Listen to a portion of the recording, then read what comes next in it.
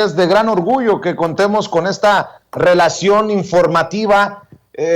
sobre todo porque ustedes siguen practicando el tan importante y necesario periodismo de investigación en la revista Contralínea. Y por ustedes, pues hay que decirlo que también nos queda claro el hueco o la caja chica que significaba para los gobiernos prianistas el Fonden.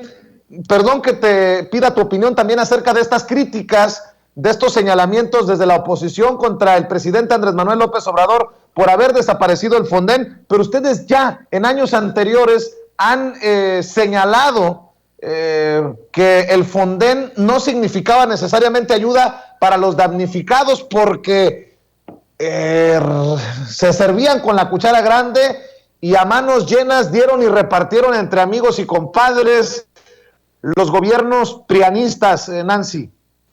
Sí, fíjate que en el tema de los fideicomisos no solamente se trata del Fonden, sino el resto de los fideicomisos y fondos que se fueron creando como hongos prácticamente en el gobierno federal. Entonces había fideicomisos prácticamente para todo y en realidad servían como un hoyo negro, es decir, ahí como no está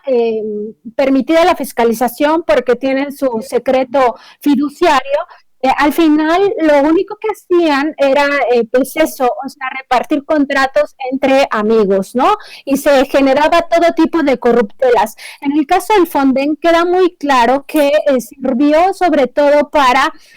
saquear las arcas públicas y muy poco del recurso en realidad llegaba a los damnificados. Y eso es histórico, o sea, nosotros no solamente hemos hecho reportajes sobre el Fonden en sí mismo y el uso de los recursos públicos que ahí se guardaban, se resguardaban, sino incluso sobre las zonas devastadas por huracanes, por sismos, etcétera, de cómo no les llegaba el recurso, o sea, en los informes de gobierno y en los informes del propio Fonden se decía que había recursos que se habían enviado a comunidad, ibas a la comunidad a reportar y en realidad nunca les llegaba este recurso. Entonces, creo que sí está muy claro que el tema no es si existe o no existe el Fonden, sino más bien si llegan o no los recursos a las personas que lo necesitan. Y me parece que en el pasado quedó muy claro que esto servía más bien de negocios privados, negocios jugosos, multimillonarios que se amparaban en la emergencia para designar las contrataciones de forma directa, no licitaban absolutamente nada, en ocasiones se compraban cosas que no se requerían por las zonas en donde estaba el desastre, ¿no? O sea, no es lo mismo que un desastre esté en el norte con ciertas temperaturas a un desastre en el sur, ¿no? Entonces, me parece que eso ya quedó súper claro. También había otro tema en el caso del Fonden que se amparaban en la seguridad nacional, como era un fondo que se operaba desde la Secretaría de Gobernación, se amparaban en esta seguridad nacional para evadir la fiscalización y sobre todo para rendir cuentas. Entonces era una información súper cerrada que al final del día lo único que permitía era el saqueo vil de miles de millones de pesos y los damnificados, pues como ya te digo, al final de cuentas no recibían o recibían muy poco de los miles de millones que se suponía que se estaban gastando para atender las emergencias. Y eso ha quedado muy claro, sobre todo en el sismo de 2017,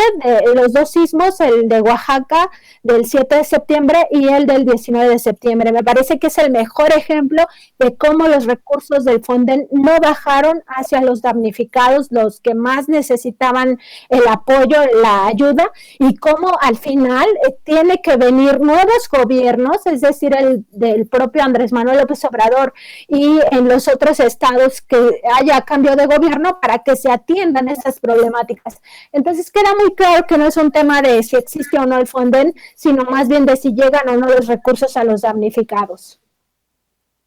Bien, Nancy,